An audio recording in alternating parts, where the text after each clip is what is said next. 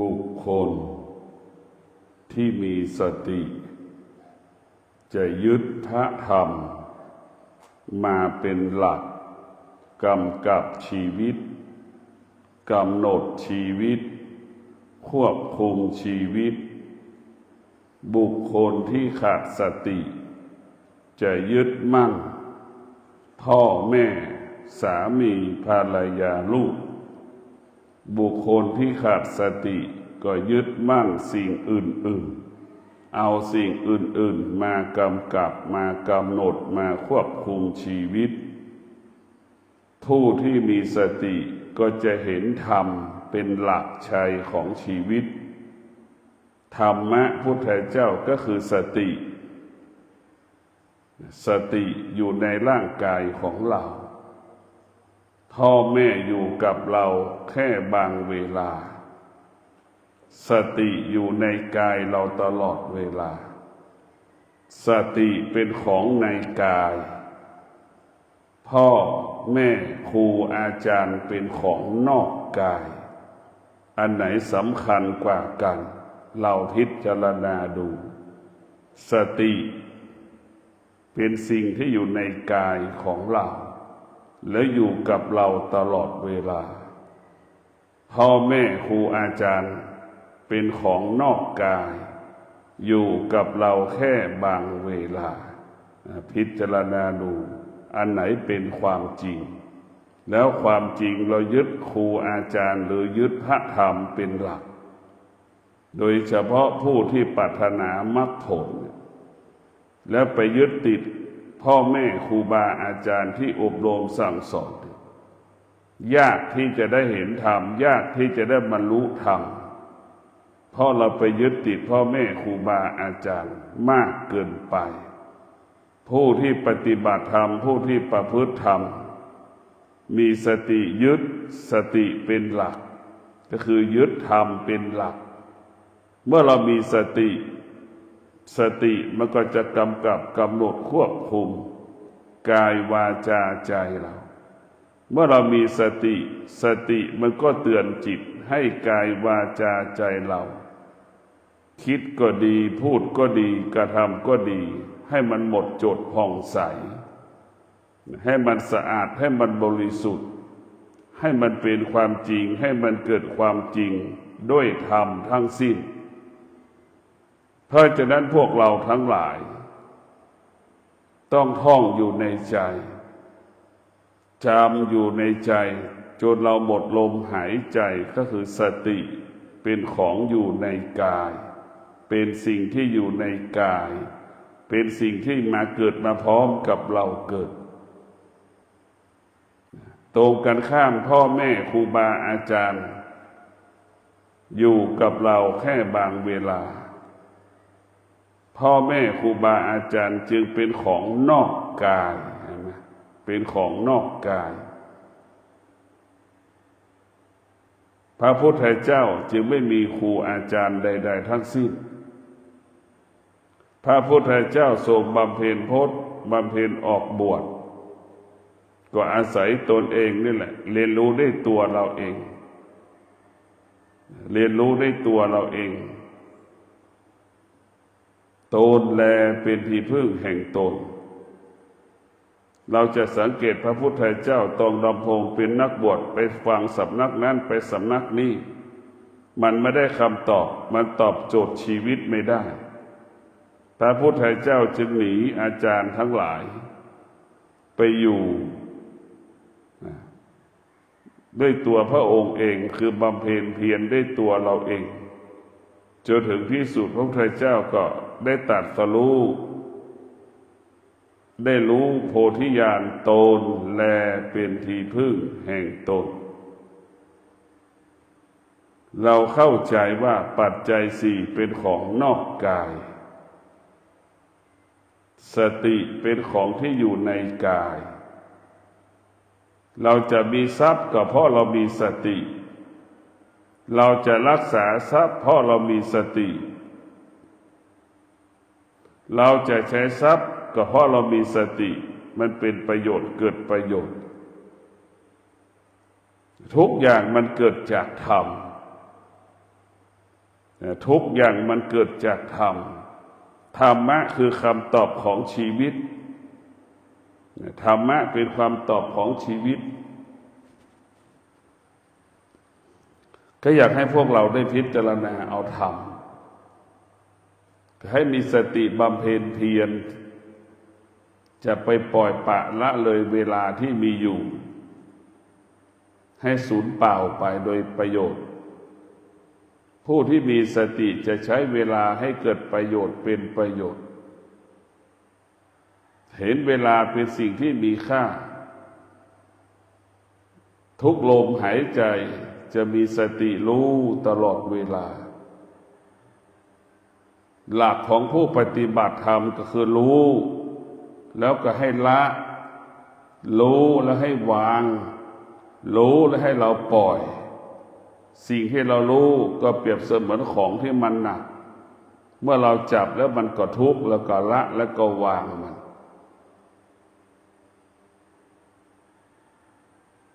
รู้ความจริง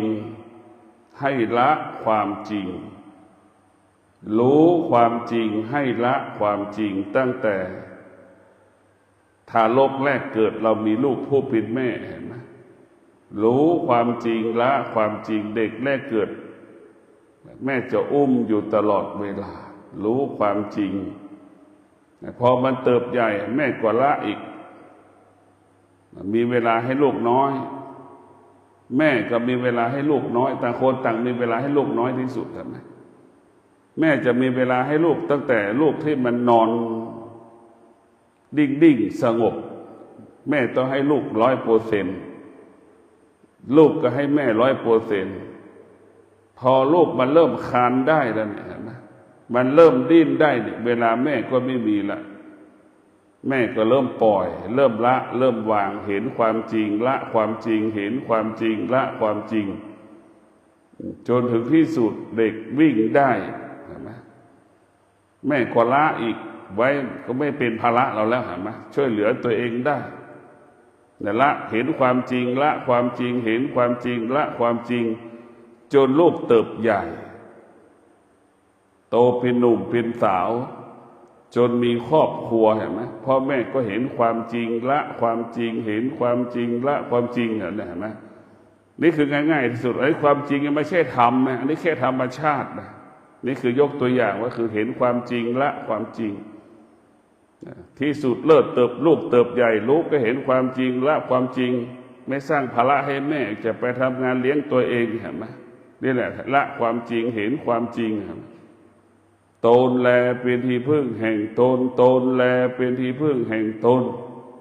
นี่ละเห็นความจริงละความจริงจะไม่ยึดติดในตัวลูกจะไม่ยึดติดในตัวพ่อแม่นี่แหละเห็นความจริงละความจริงทุกวันนี้เราไปยึดติดพ่อแม่ที่ยึดติดกับลูกพ่อแม่ก็ทุกข์เพราะลูกชีวิตลูกไม่มีอนาคตกับพ่อแม่คนที่ยากจนน่ะแล้วไปยึดติดในลูกแล้วก็มีอกลูกก็ยังเล็ก1 ขวบ2 ขวบไม่มีเวลาที่จะไปทำงานมัวแต่เลี้ยงลูกแล้วก็บอกว่ารักลูกที่สุดก็คือการทำลายลูกพอลูกเติบใหญ่ไม่มีสตางค์ไปโรงเรียนเห็นไหมเจ็บป่วยก็ไม่มีเงินจะไปหาหมอนี่แหละคือเนี่ยเรื่องมาบอกว่ารักลูกนี่คือทำลายลูกทำลายชีวิตลูกทำลายอนาคตของลูกแม่ที่มีสติแม่จะต้องสละแม่ก็รู้ว่าที่สุดตนแลเป็นที่พึ่งแห่งตนที่สุดแม่ก็รู้การพัดพรากเป็นกฎของโลกครับแม่ก็ยังพัดพรากจากแม่ของเราแม่ก็คือเป็นลูกเคยเป็นลูกมาแล้วในอดีตแม่เคยเป็นลูกมาแล้วในอดีตแต่พอแม่มีลูกในวันนี้แม่ยังไม่ยอมสละเห็นไหม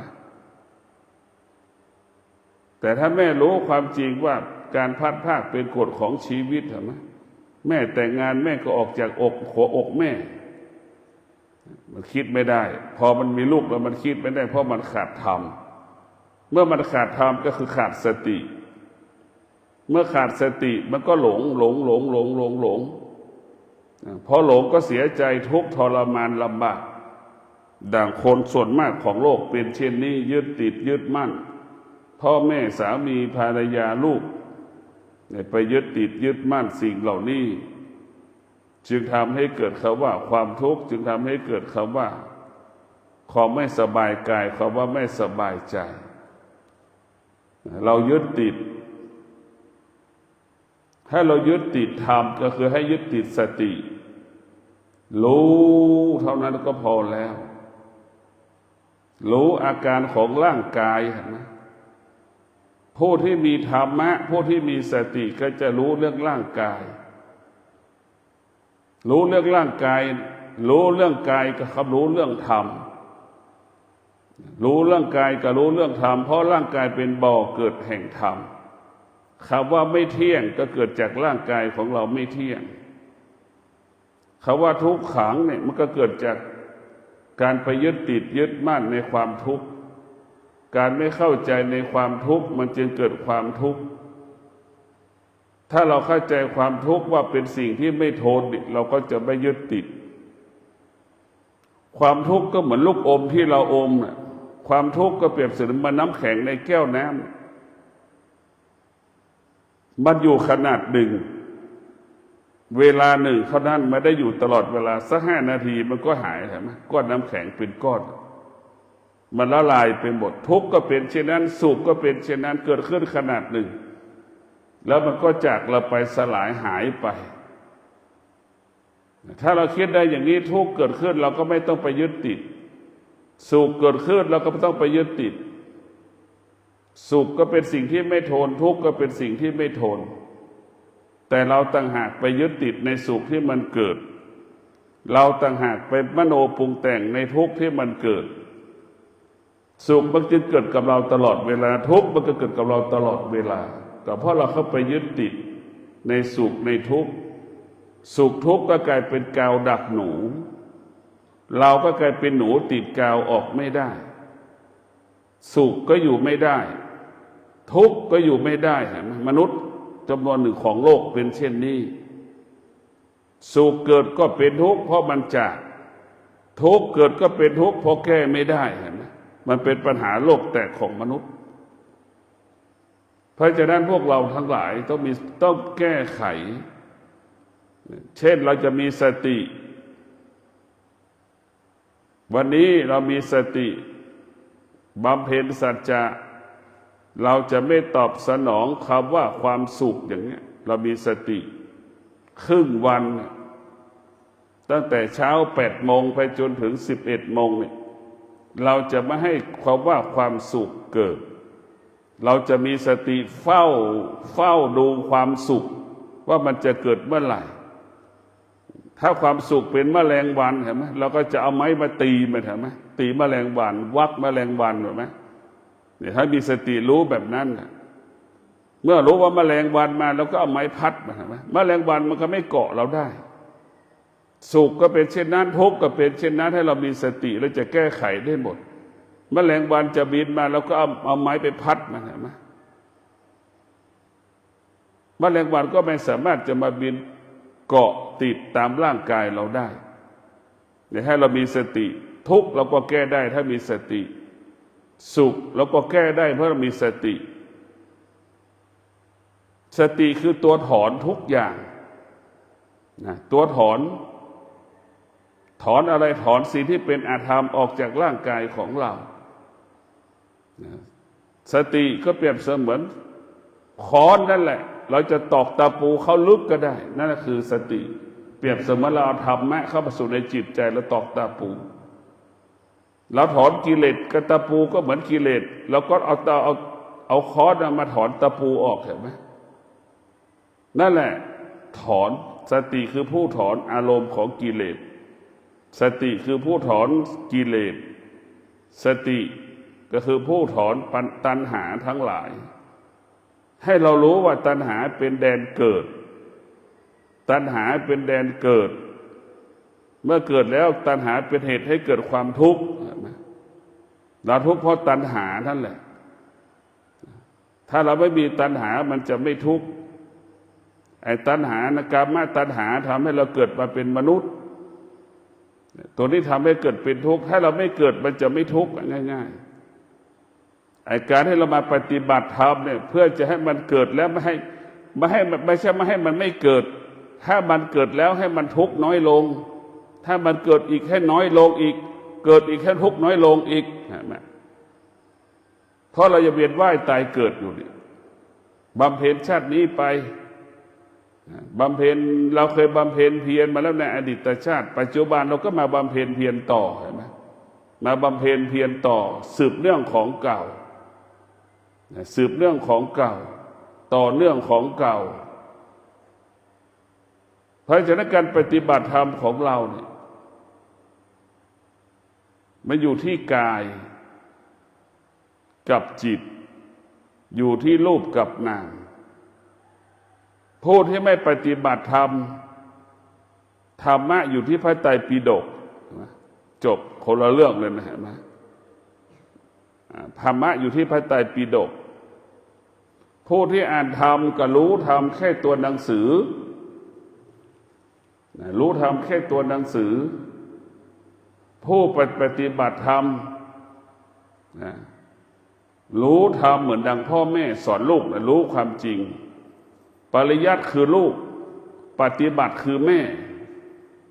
รู้ความจริงอยู่กับความเป็นจริงเห็นไหมแม่จึงอยู่เหนืออารมณ์ของลูกแม่จึงอยู่เหนืออารมณ์ของตนเองเห็นไหมแม่ไม่พอใจลูกแม่ก็อยู่เหนือมีสติอยู่เหนืออารมณ์ของตนเองมีสติควบคุมอารมณ์ของตนเองแล้วแม่ก็มีสติอยู่เหนืออารมณ์ของลูกที่ลูกแสดงอาการไม่พอใจกับแม่เห็นไหมนั่นแหละปริยัติคือลูกปฏิบัติคือแม่พอลูกมันคือผู้ไม่รู้มันจะมีข้ออ้างข้อแก้ตัวเถียงตลอดเวลาเห็นไหมลูกคือผู้ไม่รู้นี่ผู้ที่รู้ปริยัติคือรู้ไม่เป็นจริงรู้เฉยๆรู้ยังเข้าไม่ถึงตัวรู้อย่างผู้ปฏิบัติธรรมไม่เข้าถึงตัวรู้ขณะที่เรานั่งเรารู้แล้วว่าการเจ็บปวดเป็นสิ่งที่ไม่ทนความเจ็บปวดเป็นสิ่งที่ทนได้ยากแต่ผู้ที่อ่านหนังสือเข้าไม่ถึงสิ่งเหล่านี้เข้าไม่ถึงสิ่งเหล่านี้ผู้ที่ปฏิบัติธรรมก็จะเห็นรูปกับนามผู้ที่ปฏิบัติธรรมก็จะเอากายกับจิตมาเป็นธรรมผู้ที่อ่านพระไตรปิฎกสุขก็ละไม่ได้ทุกข์ก็ละไม่ได้แต่ผู้ปฏิบัติธรรมเป้าหมายคือไม่ให้สุขเกิดไม่ให้ทุกข์เกิดเรียกว่าแยกสุขกับทุกข์ออกจากกายให้ได้กายเราไม่ควรจะอยู่สุขไม่ควรจะอยู่ทุกข์ก็ไม่ควรจะอยู่ร่างกายของเราเป็นสิ่งที่มันควรอยู่ก็คือความสงบร่างกายของเราสิ่งที่ควรอยู่ก็คือธรรมะสงบด้วยปัญญาสงบรู้สงบรู้สงบด้วยปัญญาแล้วว่าสงบด้วยปัญญาแล้วมีสติรู้ด้วยปัญญาจึงเกิดคำว่าสงบรู้สงบรู้มันก็ละสงบรู้มันก็ทิ้งสงบรู้มันก็ถอนเหมือนถอนกับคำว่าถอนก็เหมือนชาวไร่ชาวนาถอนหญ้ามันเป็นวัชพืชที่มันไปทำให้พืชที่เราปลูกมันไม่เติบโตเขาว่าถอนก็คิดถึงชาวนาที่ถอนหญ้าถอนออกให้หมดเรานึกถึงชาวไร่ชาวนาถอนหญ้านั่นแหละคือคำว่าถอนกิเลสก็คือหญ้าเปรียบเสมือนหญ้าตัณหาก็เปรียบเสมือนหญ้าเราต้องถอนการปฏิบัติของเราเนี่ยคือเราจะทำลายกันเป็นมนุษย์นะเราจะทำลายกันเป็นมนุษย์เช่นเราเป็นอยู่วัดเนี่ยเราใส่ชุดขาวเห็นไหม7 วันก็ใส่สีขาวนั่นแหละแต่ถ้าเราอยู่บ้านเนี่ยมีกี่สีล่ะเสื้อที่เราใส่กี่แบบเรานึกดูกางเกงที่เราใส่แต่เราอยู่วัดมีแบบเดียวอย่างเดียวคือสีขาวเห็นไหมนี่แหละคือการละการปฏิบัติธรรมคือการละแล้วก็วางแล้วก็ปล่อยพิจารณาสิ่งใดที่เราควรวางคือจะวางการเป็นมนุษย์ถอนการเป็นมนุษย์ออกให้หมด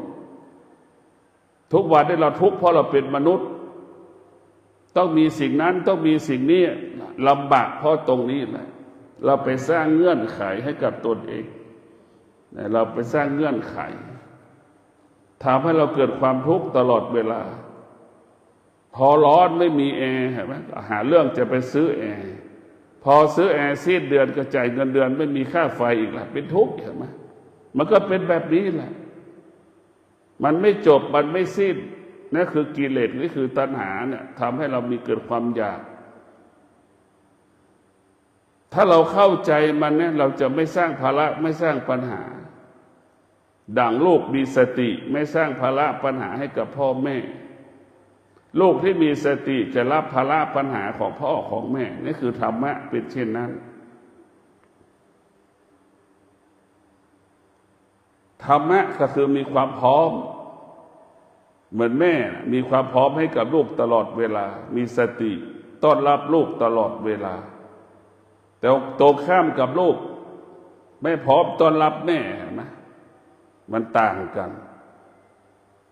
ลูกนี่พ่อแม่นี่พร้อมต้อนรับลูกตลอดเวลาไม่สามารถปฏิเสธลูกได้เห็นไหมอันนี้คือธรรมะจะเป็นเช่นนี้หัวจิตที่มีธรรมะก็เหมือนแม่มีความต้อนรับมีความพร้อมในการต้อนรับธรรมทุกลมหายใจดังแม่มีความพร้อมต้อนรับลูกเป็นเช่นนั้นดูไปดูลูกพร้อมต้อนรับแม่แค่บางเวลามีเหตุมีผลที่ไม่พร้อมที่จะต้อนรับแม่อ้างนู่นอ้างนี่แต่ที่แม่เจ็บแม่ขอไปส่งไปหาหมอเห็นไหมยังมีข้อต่อรองอีกตอนเย็นได้ไหมแม่อ้างสารพัดอ้างนั่นแหละคือลูกคือผู้ไม่รู้ลูกก็เปรียบเสมือนกิเลสจึงมีข้ออ้างข้อแก้ตัวตลอดเวลาแม่คือผู้ที่มีธรรมเห็นไหมไม่มีข้ออ้างข้อแก้ตัวให้กับลูกยามที่ลูกเจ็บป่วยแม่จะต้องลูกไปหาหมอสตางค์ไม่มีแม่จะต้องไปหายืมไปขอคนนั้นช่วยขอคนนี้ช่วยเพื่อจะลูกไปหาหมอให้ได้นี่แหละคือแม่คือผู้ตื่นแม่ก็เปรียบเสมือนสติคือตื่นอย่างที่บอกแม่คือผู้ตื่นลูกคือผู้หลับสบายเห็นไหมตื่นมาจะมีข้าวกินไม่มีข้าวกินไม่รู้เลยเห็นไหมแม่คือสติลูกคืออาธรรมลูกคืออาธรรมลูกคือมันไม่รู้อ่ะมันเป็นอวิชชาแม่เป็นวิชาลูกเป็นอวิชชาเห็นไหมแม่เป็นวิชาแม่รู้ความจริงตื่นมาแม่ต้องทำหน้าที่ของแม่หุงข้าวให้ลูกกินเห็นไหมหาอาหารให้ได้ลูกได้กินแม่จะต้องหาให้ได้ให้ลูกได้กินตื่นมาแม่ต้องมีข้าวให้ลูกกินมีอาหารให้ลูกกินเห็นไหมแม่คือผู้ตื่นแม่คือมีสติจะตื่นลูกก็ขาดสติก็คือหลับอย่างเดียวเห็นไหมนอนหลับสบายเลยนอนหลับสุขคือหลับทุกข์คือตื่นเลยทุกข์เลยมันจะตื่นเช่นเรากินเหม็นเนี่ยขี้หมูเหม็นเนี่ยเราตื่นล่ะรู้ด้วยว่ามันเหม็นเนี่ยมันมีสติรู้สุขก็รู้ว่ามีสติแต่ไปยึดติดในสุขยึดติดในสุขประกอบด้วยอวิชชาเราตื่นในทุกข์เพราะเรามีวิชาเห็นทุกข์แล้วก็ตื่นจากมันออกจากทุกข์นะเห็นทุกข์แล้วก็ตื่นออกจากทุกข์เพราะเรามีวิชาคนไม่มีความสุขส่วนมากเป็นสุขเปรียบเสมือนสุขคืออวิชชาทุกข์คือวิชาเพราะเราออกมันเห็นไหมอันนี้คือธรรมชาติของมนุษย์นะทุกข์เปรียบเสมือนวิชาให้เรารู้ว่าเราออกจากทุกข์นะทุกข์คือขี้ทุกข์คือไฟทุกข์คือของเน่าของเหม็นเนี่ยเราจะออกจากมันให้เราตื่นเพราะฉะนั้นพวกเราทั้งหลายความทุกข์ทำให้เราตื่นออกจากทุกข์นะรู้ว่าทุกข์เราจะออกจากทุกข์และให้เราตื่นเมื่อเราออกจากทุกข์แล้วมันก็จะไม่ทุกข์เหมือนเรามาบวชเนี่ยเหลือแค่ความรู้สึกคิดแค่จิตแต่ถ้าเราไม่มาบวชนะตาสัมผัสกับคนในบ้านทุกวัน หูสัมผัสกับเสียงคนในบ้านทุกวันซ้ำเห็นไหมมันครบตาก็รู้หูก็รู้จมูกก็รู้ลิ้นก็รู้สัมผัสทุกอย่างอายตนะทั้งหมดมันสัมผัสหมดแต่ถ้ามาอยู่วัดเหลือแต่จิตใจของเราที่เราสัมผัสรู้สึกแต่หูมันก็ไม่ได้ยินแล้วลดไปแล้วหนึ่งอย่างตาก็ไม่ได้เห็นแล้วลดไปหนึ่งอย่างจมูกก็ลดไปแล้วหนึ่งอย่างลิ้นก็ลดไปเป็นหนึ่งอย่างหูก็ลดไปหนึ่งอย่างลดไปหมดเลยเหลือแค่จิตเท่านั้นที่มันทุกข์หรือมันสุขเพราะฉะนั้นพวกเราทั้งหลายกิเลสก็เปรียบเปลือกเชื้อโรคไวรัสโควิดนั่นแหละมันติดเชื้อสืบกันมาให้เราอ่อนแอให้เราหวั่นไหวกิเลสก็เปรียบเสมือนเชื้อโรคไข้หวัดใหญ่สายพันธุ์ใหม่นั่นแหละมันรุนแรงทำให้เราเกิดความทุกข์ตลอดเวลาให้เราอ่อนแอตลอดเวลาธรรมะนี่คือทำให้เราเข้มแข็งธรรมะทำให้เรามั่นคงธรรมะทำให้เรายั่งยืนธรรมะให้เรางอกงามธรรมะนี่คือทำให้เรามั่นคงเรื่อยๆผู้ที่ฝึกจิตนั้นจะแข็งแรงร่างกายจะแข็งแรงเหมือนนักกีฬาเห็นไหมฝึกกายฝึกจิตทั้งกายทั้งจิตเกิดความทั้งกายทั้งจิตเป็นเอกภาพทั้งกายทั้งจิตรวมกันเป็นหนึ่งดังนักยกน้ำหนักเห็นไหมนั่นแหละเราฝึกจิตฝึกกายเราดูแล้วกันดูกันแล้วกันว่านักยกน้ำหนักเป็นเช่นไรฝึกจิตฝึกกายจิตเรากายเราให้เป็นดังนักน้ำหนักรวมกันเป็นหนึ่งเมื่อเราฝึกแล้ว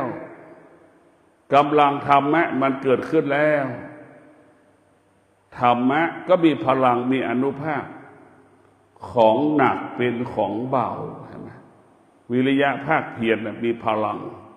ความอดทนทำให้เรามีพลังสติทำให้เรามีพลังนี่ของหนักเป็นของเบาของยากกลายเป็นของง่ายมันนึกดูกันแล้วกันว่าผู้ที่ฝึกจิตผู้ที่เปรียบเสมือนนักกีฬาที่ฝึกจิตฝึกกายตนเองเห็นไหมเราฝึกจิตให้เราเข้มแข็งฝึกกายให้เราเข้มแข็งอย่างนักการร่างกายนักกีฬาเราฝึกจิตของเราให้จิตของเราในแม่นยำในการตัดสินใจเช่นตาเห็นรูปเช่นนักตีกอล์ฟมันจะคำนวณในใจมันได้เลยว่ามันจะตีลูกกอล์ฟไปตกก่อนที่จะถึงหลุมกี่เม็ดเห็นไหมมันจะรู้เลยนั่นแหละการสัตธรรมะก็คือสมาธิเมื่อเรามีสมาธิเราตัดสินใจใดๆจะแม่นยำชัดเจนดักนักตีกอล์ฟมันจะกำหนดได้เลยเหมือนนักฟุตบอลเห็นไหมมันกำหนดได้มันเตะฟุตบอลมันจะไปตกตรงหน้า A B C D คนไหนมันจะตกเลยป๊กเห็นไหมมันกำหนดได้เลยนั่นแหละคือสกิจที่เรามีสมาธิมันจะกำหนดการตัดสินใจได้แม่นยำเหมือนคนเล่นกีฬานะสนุกแล้วแหละสนุกเกอร์มันก็จะเลือกเอาตัดสินใจได้แม่นยำแม่นยำทั้งสิ้นเรียกว่าสมาธิจะทำให้การตัดสินใจแม่นยำสมาธิทำให้เราตัดสินใจได้ความแม่นยำเพราะฉะนั้นพวกเราทั้งหลายสมาธินี่ทำให้เราตัดสินใจไม่ผิดพลาดถ้าเรามีสมาธิถ้าเราไม่มีสมาธิเราตัดสินใจผิดพลาดนักกีฬาเนี่ยตัดสินใจด้วยสมาธิแพ้ชนะด้วยสมาธินักกอล์ฟเนี่ยนักฟุตบอลเนี่ยมันเป็นเรื่องสมาธิทั้งสิ้นนักสนุกมันเป็นชุดการแพ้ชนะอยู่ที่สมาธิใครมีสมาธิมากคนนั้นก็ละเอียดมากคนใดมีสมาธิมากคนก็เห็นความจริงได้มากอันนี้คือเป็นกฎของจะไม่ได้การฝึกเฉยๆไม่เกิดประโยชน์การฝึกเฉยๆไม่เกิดประโยชน์ใดๆทั้งสิ้นแต่ต้องเอาจิตไปผูกกับกายเอาจิตไปผูกกับจิตเอาสติไปผูกกับจิตเอาสติไปควบคุมจิตของเรา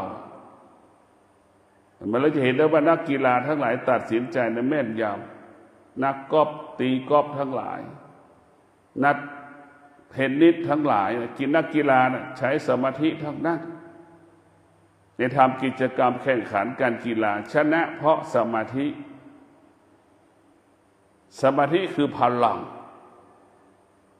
ถ้ามีพลังเรียกว่าธรรมะนั่นคือมีพลังขันติก็คือพลังแต่เป็นพลังให้เราวิริยะก็คือพลังพระพุทธเจ้าแต่ละชาติก็บำเพ็ญเพียรขันติบารมีวิริยะบารมีจึงได้บรรลุธรรมเป็นพระพุทธเจ้าชาวโลกทั้งหลายจะประสบความสำเร็จได้ก็ต้องพึ่งพาวิริยะความภาคเพียรขันติความอดทนนี่แหละเราจึงเกิดคำว่าสำเร็จทุกข์เราก็ทนสุขเราก็ทนเราทนหมดเราไม่ตอบสนองมันวันนี้คือธรรมะของพระพุทธเจ้าจะรู้เรื่องกายเอากายมาเป็นฐานหลักพระธรรมดังที่ได้กล่าวว่าสติเป็นของในกายสติเป็นสมบัติของกายพ่อแม่ครูบาอาจารย์เป็นของนอกกายเป็นสมบัตินอกกายพ่อแม่ก็เหมือนรถนั่นแหละเป็นพาหนะของเราแค่บางเวลานอกนั้นเราก็ไปปฏิบัติเองพ่อแม่ครูบาอาจารย์เปรียบเสมือนรถเป็นแค่เครื่องอำนวยความสะดวกให้เราแค่บางเวลานอกจากนั้นก็เป็นที่เราต้องจัดการตัวเองพึ่งพาตัวเองตลอดเวลาเพราะพ่อแม่ครูบาอาจารย์เป็นสมบัตินอกกายแต่สติเป็นสมบัติอยู่ในกายสติคือแม่สติคือแม่จิตคือลูกปริยัติคือแม่ปฏิบัติคือลูกมันรู้คนละอย่างรู้ไม่ชัดเจนแม่จะเป็นผู้รู้ความจริงเพราะแม่ปฏิบัติธรรมแม่จะรู้ความจริงลูกนี่คือปริยัติรู้เฉยๆแต่เข้าไม่ถึงตัวรู้เพราะฉะนั้นพวกเราต้องมีสติอยู่กับความเป็นจริงมีสติอยู่กับความเป็นจริงมีสติรู้ความจริงละความจริงรู้ความจริงละความจริงให้เรารู้เช่นนี้เหมือนเราเมื่อเรายิ่งแก่เราก็ยิ่งคำว่าสามีก็ยิ่งหายคำว่าภรรยาก็หายไปเห็นไหมหายไปเรื่อยๆตอนที่เราแก่คำว่าแก่เนี่ยมันจะหายโดยอัตโนมัติสามีหายไปทุกวันภรรยาหายไปทุกวันจนถึงที่สุดสามีเป็นเพื่อนของภรรยาเป็นเพื่อนของสามีจนแก่เฒ่าชรากันเป็นเพื่อนเราหรือสามีเป็นพี่เป็นน้องเราเป็นพี่ชายของเราน้องสาวเป็นหรือสามีเป็นพี่ชายหรือน้องชายของเราภรรยาเป็นพี่สาวของเราหรือเป็นน้องสาวของเรามีค่าเท่านั้นแหละตอนแก่สามีหายไปแล้วภรรยาหายไปแล้วเนี่ยเราต้องพิจารณาดูความเป็นจริงเป็นเช่นนี้ทุกอย่างธรรมะเป็นผู้ตอบโจทย์ชีวิตเราได้หรือว่าจบด้วยธรรมเมื่อจบด้วยธรรมแล้วทุกอย่างเป็นสิ่งที่มีค่าสำหรับกายวาจาใจของเราคือธรรมะเป็นสิ่งที่มีค่าเปรียบเสมือนอาหารชั้นหนึ่งของโลกศีลสมาธิปัญญาธรรมะเป็นเปรียบเสมือนอากาศที่บริสุทธิ์ก็คือศีลสมาธิปัญญาเป็นสิ่งที่มีค่าทำให้เป็นสิ่งที่มีค่าสำหรับชีวิตของเราเพราะฉะนั้นชีวิตของเรานั้นต้องดำเนินด้วยสติเมื่อเราดำเนินชีวิตด้วยสติแล้วชีวิตของเราก็จะประสบแต่คำว่าสำเร็จเมื่อเราดำเนินเมื่อเราความสำเร็จเกิดขึ้นแล้วเราก็จะเป็นต้องอาศัยสติอีกเพื่อให้ความสำเร็จบรรลุเป้าหมายอันสูงสุด เช่นปีนี้เราสรุปแล้วราคาขายได้กำไร1 ล้านเนี่ยพอเริ่มต้นอีกปีหนึ่งเราจะเป็นต้องมีสติต้องอาศัยสติให้บรรลุเป้าหมายยิ่งขึ้นไปมันจะเพิ่มจาก1 ล้านเป็น2 ล้านก็เพราะสตินี่แหละ1 ล้านจะหมดไปจากชีวิตเราก็เพราะเราขาดสตินี่แหละคือประมาทเราหมดตัวก็เพราะเราขาดสติเพราะเราประมาทเราจะมีเงินเพิ่มเพราะสติเงินจะเพิ่มขึ้นก็เพราะสติเพิ่มขึ้นอีก10 เท่าตัวก็เพราะสตินี่แหละมันไม่ได้เกี่ยวกับความรู้เลยสติในตัวนั้นตัวให้เรารู้สติคือความรู้มันจะรู้สึกตัวเลยจะไม่หลงสิ่งใดสิ่งหนึ่งจะไม่ยึดสิ่งใดสิ่งหนึ่งคือตัวสติให้เรารู้เมื่อเรามีสติรู้แล้วก็หลบหลีกหนีมันเช่นของมันเหม็นแล้วก็หลบหลีกหนีมันของเหม็นก็เหมือนกิเลสตัณหาราคะความโลภความโกรธความหลงเราจะไม่ยึดติดแล้วก็หนีมันไปออกจากมันไปนี่คือสติรู้เรามีสติรู้เราก็อยู่กับธรรมเท่านั้นจะทำให้กายวาจาใจเราสงบให้เรามีสติรู้ว่าทุกข์เนี่ยทำให้เราตื่นใช่ไหมเช่นเราเหม็นของเน่าของเหม็นของที่มันเน่ามันทุกข์มันทำให้เราตื่นออกจากทุกข์ได้ใช่ไหมเราออกจากกลิ่นที่มันเหม็นได้เราพ้นทุกข์แล้วใช่ไหมนั่นแหละคือเราทุกข์ทำให้เราตื่นโตกระข้ามสุขทำให้เราหลงใช่ไหมหลงมันยึดติดกับมันแหละยึดติดกับมันออกไม่ได้ไปไหนไม่ได้คนส่วนมากก็ยึดติดในสุขหลงในสุขมีคนส่วนน้อยของโลกที่เห็นทุกข์ออกจากทุกข์คือขี้ไม่มีใครอยู่ใกล้ขี้ทุกข์คือของเน่าของเหม็นเห็นไหมทุกคนสมมติก็บอกว่าทุกข์นี่คือเป็นผู้ตื่นให้เราตื่นให้เราตื่นออกจากทุกข์ให้เราหนีจากทุกข์เห็นไหมไม่ให้เรามีทุกข์ก็เพราะสติเพราะทุกข์เนี่ยทำให้เราเป็นผู้ตื่นเรียกว่าความทุกข์เป็นบ่อเกิดแห่งธรรมะทั้งปวงเดี๋ยวขอให้เราพิจารณาดูเราทุกข์เพราะความสุขเราทุกข์เพราะความสุขความสุขทำให้เราหลง18 มงกุฎหลอกเราตลอดเวลามีลูกแล้วจะมีความสุขลูกโตแล้วจะมีความสุขลูกเป็นหนุ่มเป็นสาวมีความสุขแต่งงานมีความสุขมีงานทำมีความสุขมันไม่ใช่สักอย่างนะมันเป็นการหลงทางมาตลอดเวลานี่แหละคือขาดสติก็จะหลงทางมาตลอดคิดว่าแก่แล้วจะเป็นอย่างนั้นเป็นอย่างนี้นั่นแหละคือขาดสติพอจริงๆมันก็ไม่ใช่ก็ขอความสุขสวัสดีจงเกิดแก่ท่านทั้งหลายมีสติในการดำเนินชีวิตมีสติที่จะปกป้องชีวิตมีสติที่จะดูแลกายของเรามีสติที่จะดูแลอวัยวะของเราให้มีสติรู้ชีวิตเราก็ปกติตลอดกาลขอเจริญพร